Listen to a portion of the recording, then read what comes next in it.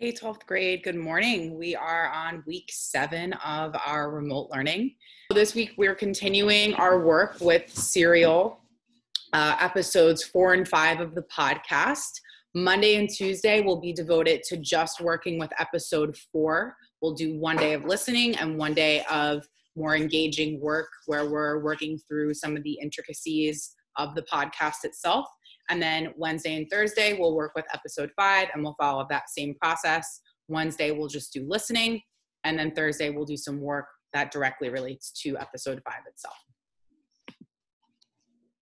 Okay, so episode 4 is called Inconsistencies.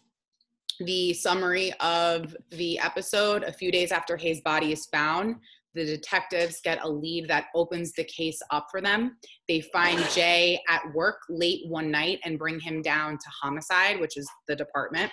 At first, Jay insists that he doesn't know anything about the murder, but then eventually he comes clean. He tells them what happened on January 13th. A few weeks later, he's back at the homicide department and his story has changed.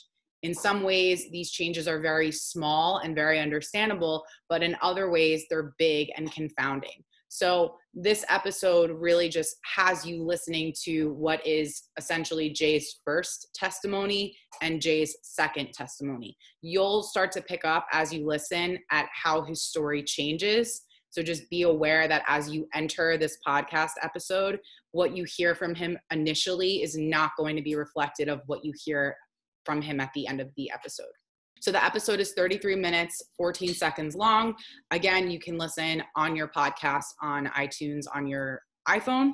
If you don't have an iPhone or you're not listening on your podcast app, you can listen on serialpodcast.org/season1-4, and then the link is there. Or you can also listen on YouTube, and the YouTube link is there as follows. Any three of those ways to listen are fine. If you're with us for the live session, obviously we'll do the listening as a group, but if you're just joining on your own, you're gonna have to log into one of those 3 ways to hear the episode. So your objectives for today: you wanna, again, practice those close listening skills that we've been working with for the past 3 episodes. So the episode is on for its entirety. You're refraining as much as you possibly can from distractions. You don't want to be around a TV if you can help it. If you can get to a quieter space in your home or your apartment, try to get to that quieter space.